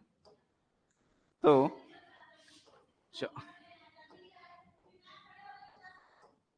चौथा, probability of x greater than equal 4 का मतलब होता है प्रोबेबिलिटी ऑफ x इक्वल 4 वाला, प्रोबेबिलिटी ऑफ x इक्वल 5 वाला, प्रोबेबिलिटी ऑफ x इक्वल 6 वाला, plus probability of x equal 7 वाला। ठीक है, सबको जोड़ना पड़ेगा। बात समझ में आई कि नहीं? तो 6 और 7 सब का जोड़ना पड़ेगा, प्लस करके प्रोबेबिलिटी ऑफ x इक्वल 7 वाला। और सबका आंसर क्या क्या था देख लो यहीं से। 4 से दो, 3k प्लस के स्क्वायर, 3k इसका था, फिर के स्क्वायर इसका था, फिर 2k स्क्वायर इसका है, और इसका है 7k स्क्वायर प्लस के है। ठीक है, देख लो। 3k फिर के स्क्वायर, फिर 2k square plus 7k square plus के, और सबको सॉल्व कर लो। तो 3 और एक 4, ये के और ये के, 3k कितना हो गया? 4k मिल गया। ठीक है बच्चों, ये दो के स्क्वायर वाला ऐड करोगे तो 7 8 9 और एक 10k स्क्वायर हो गया। अब के की वैल्यू पुट कर दो, 1/10 प्लस 10 इंटू 1/100 हो जाएगा, 10 का 100 स्क्वायर करोगे ना, अब ये कट के कितना आने वाला है, बट 100 कर लो, ज्यादा बेटर है। 10 से गुणा करोगे तो ये 40 हो जाएगा, 40/100 हो जाएगा, प्लस ये 10/100 ही रहने दो। सॉल्व करने में आसानी होती है, ये 50/100 हो जाएगा, और 50/100 कट के मतलब कितना आने वाला, 1/2। जिसका आंसर 50 का आधा, 50 दूनी 100, 1/2 इसका आंसर आएगा। क्या सबका आंसर आया? तो सबको समझ में आया किस तरह से वर्क करना है कि नहीं? यस या नो, जल्दी बताओ भाई।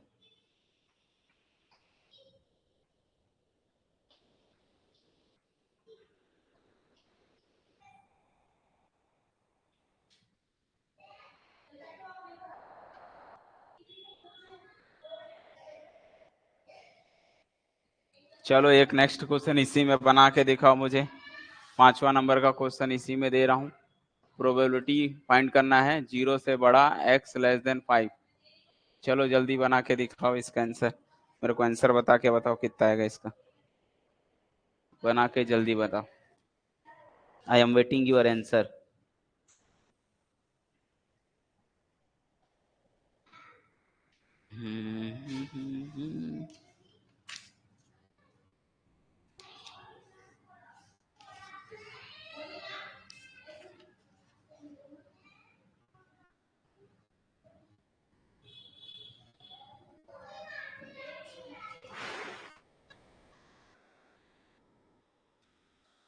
टेबल दिखाना पड़ेगा।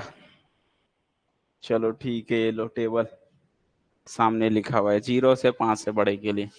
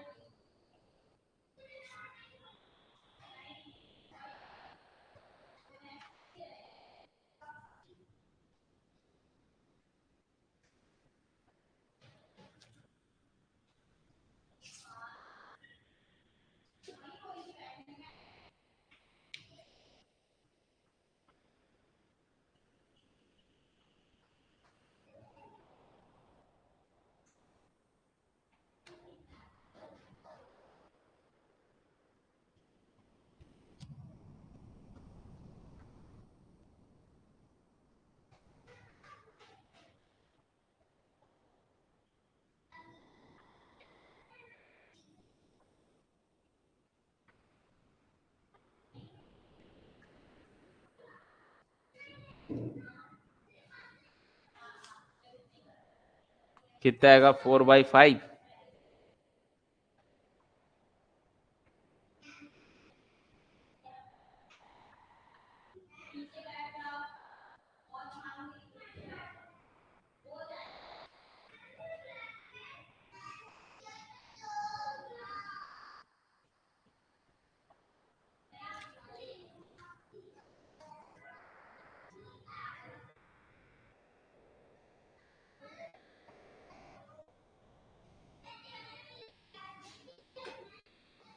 4/5 या 1/5, चलो आप देखते हैं। तो 0 से लेके बड़ा और 5 से छोटा, मतलब 1 2 3 4 इसमें इक्वल नहीं था।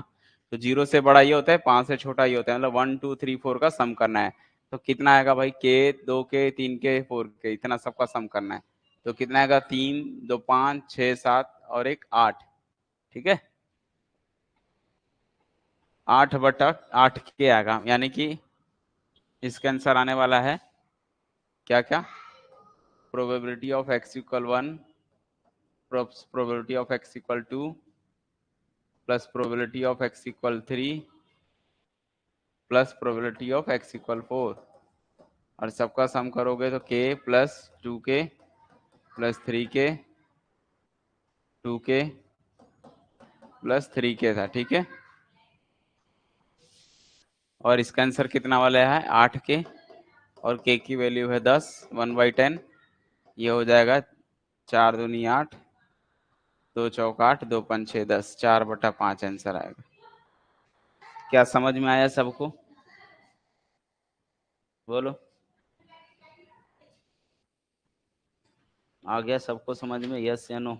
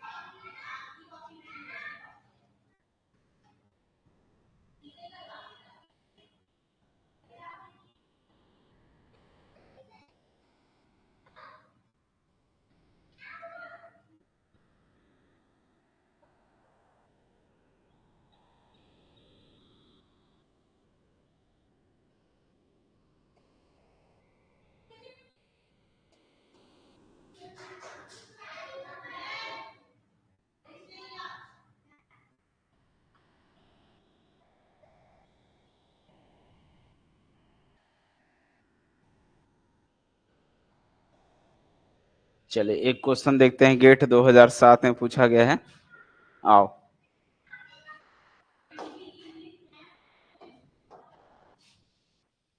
गेट 2007 में पूछा गया क्वेश्चन, ठीक है।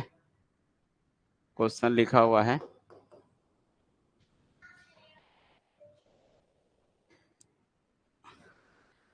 a loaded dice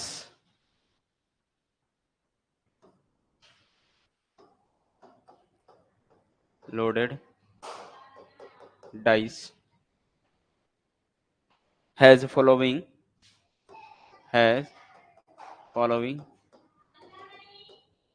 क्या दिया हुआ है,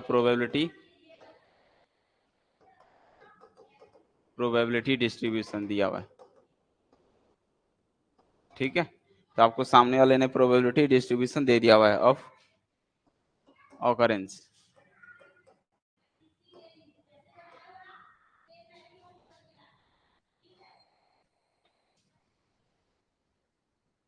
occurrence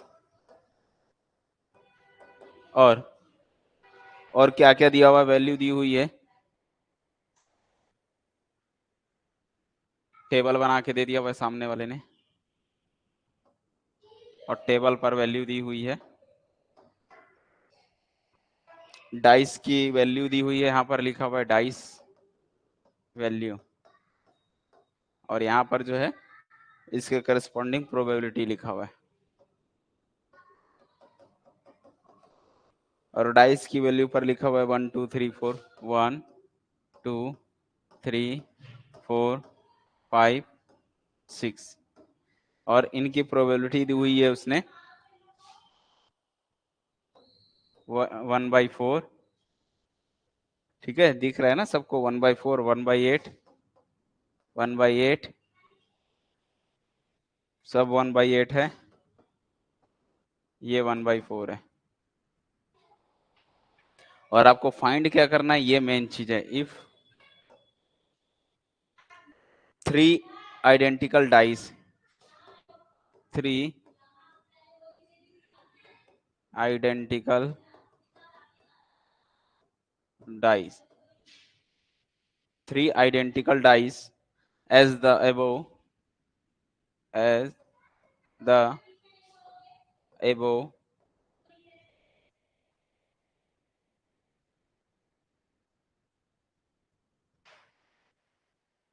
are throw,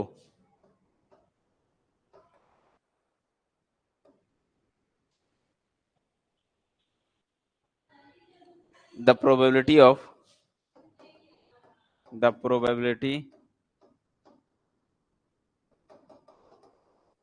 occurrence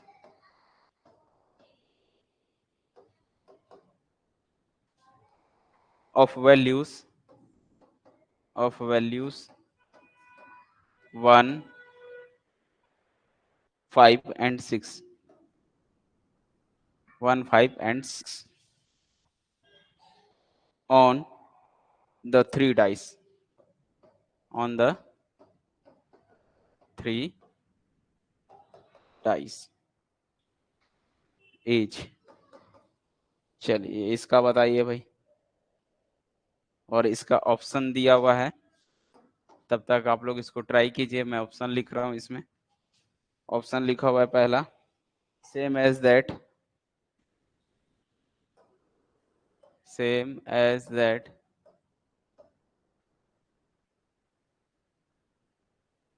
of occurrence of 3 4 5, of occurrence 3 4 5, B option. बाकी चीजें सेम है, 1 2 5 कर दिया है, सेम ऑप्शन है, यहाँ पर 1 2 5 लिख दिया हुआ। तीसरा, थर्ड है इसमें 1/1/28, 5/8, 1/128, डी ऑप्शन है 5/8। चलिए यू विल ट्राई, आपके लिए अच्छा क्वेश्चन दिया हुआ है।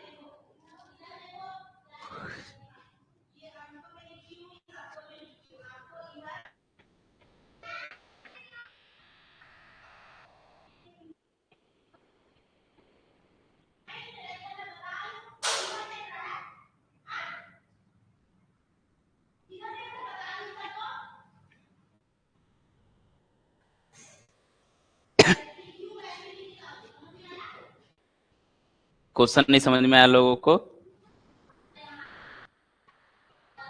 क्वेश्चन लिखा हुआ है, पहले क्वेश्चन को समझ लो अच्छे से। अ loaded dice has following probability distribution function, मतलब वो बोल रहा है कुछ डाइस के क्या को बोल रहा है, प्रोबेबिलिटी डिस्ट्रीब्यूशन दिया हुआ है, ठीक है। क्या क्या दिया हुआ है, डाइस की वैल्यू 1 2 3 4 5 6 है, 1/4 1/8 इसकी प्रोबेबिलिटी दी हुई है। इफ 3 आइडेंटिकल डाइस, ये तीनों सेम है, आइडेंटिकल डाइस है, as the above the throw, उसको क्या किए, इस ऊपर के हिसाब से थ्रो कराए हैं, ठीक है। तो द प्रोबेबिलिटी ऑफ ऑकर, आपको फाइंड करनी है प्रोबेबिलिटी किसकी लिखा है ना 1 5 एंड 6 ऑन द 3 डाइस, यानी कि तीनों डाइस एक साथ जब आप 3 डाइस को थ्रो कराते हो तो टॉप पर जो प्रोबेबिलिटी क्या बोल रहा है 1 5 और 6 आना चाहिए। 1 आना, दूसरे पे 5 आना, तीसरे पे 6 आना, होने की प्रोबेबिलिटी बताना है कि 1 5 6 की प्रोबेबिलिटी बतानी है। यानी कि वो सेम टाइप के डाइस को ऐसा थ्रो कराना है, ऐसे तीन है और तीनों पर बोलता है 1 5 8 आ जाए, ऐसा कितना 1 5 6, इसकी प्रोबेबिलिटी फाइंड कीजिए। तो प्रोबेबिलिटी डिस्ट्रीब्यूशन दिया बराबर बोल रहा है डाइस के ऊपर में 1 5 8 1 5 कितना आना चाहिए, 6 आना चाहिए।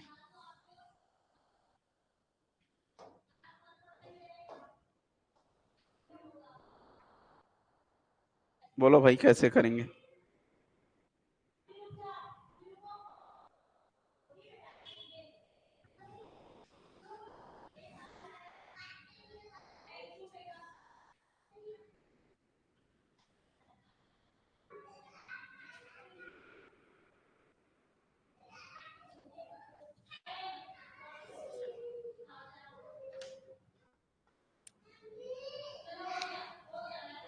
ओके चलो आप देखते हैं इसका सॉल्यूशन कैसे करेंगे। तो सबसे पहले क्वेश्चन एकदम सिंपल ही है, क्वेश्चन पर बोला प्रोबेबिलिटी फाइंड कीजिए, तीनों डाइस पर क्या बोल रहा है, एक्स की वैल्यू क्या हो सकती है, तीनों पर 1 5 6 होना चाहिए, ठीक है। 1 5 या 6 बोल रहा है एक साथ, है ना, तीनों डाइस पर एक साथ क्या आना चाहिए 1 5 6, तो तीनों तो इंडिपेंडेंट है, तीनों इंडिपेंडेंट है, इसका मतलब क्या एक आने का प्रोबेबिलिटी, 5 आने की प्रोबेबिलिटी और 6 आने की प्रोबेबिलिटी, यानी कि हम क्या बोल सकते हैं एक्चुअल में प्रोबेबिलिटी ऑफ एक्स इक्वल 1 आना इनटू, और ये इंडिपेंडेंट है आपस में क्योंकि एक आएगा दूसरे पे 5 आएगा, इसको जोड़ने की जरूरत नहीं है, तो एक अगर वैल्यू होती तब जोड़ते 5 तक, ठीक है।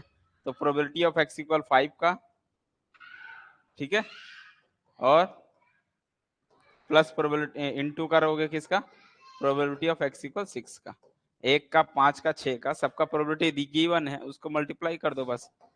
तो एक का कितना है 1/4 है, 5 आने का कितना है 5 का प्रोबेबिलिटी 1/8 है, और 6 का कितना है 1/4 है, आपस में मल्टीप्लाई कर देना है, ऊपर से कितना आने वाला है 8 चौक 32, 32 गुणित 4, तो 4 दूनी 8, 3 चौक 12, तो 1/128 आएगा आंसर। बात समझ में आई कि नहीं है? बोलो।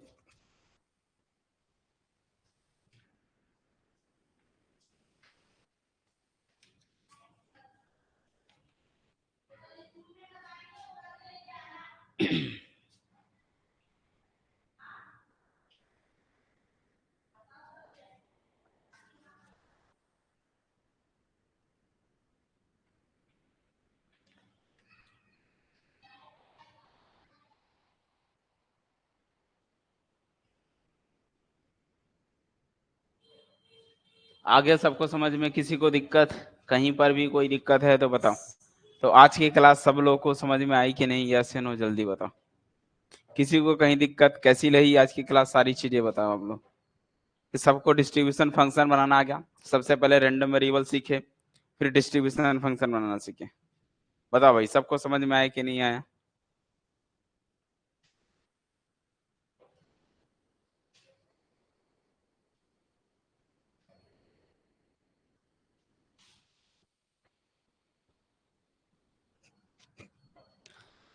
धीरे धीरे सारी चीजें समझ जाओगे, क्योंकि मैं जो है सारी चीजें जो है कैसे बताता हूँ, सारा बेसिक से ही बताता हूँ, इसीलिए जो आप लोग को सारी चीजें समझ में आए, कहीं पर ऐसा कोई प्रॉब्लम ना हो कि डायरेक्ट हाई लेवल पे चले जाए। इसीलिए मैं पहले बेसिक से पहले बताता हूँ। जो क्लासेस को अटेंड करोगे बेसिक से धीरे धीरे, तभी आपको ज्यादा अच्छा समझ में आएगा।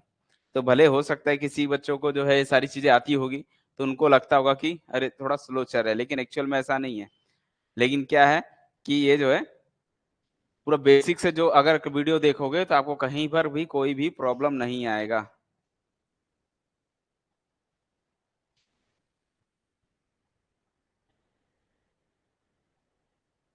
ठीक है, आ गया सबको समझ में?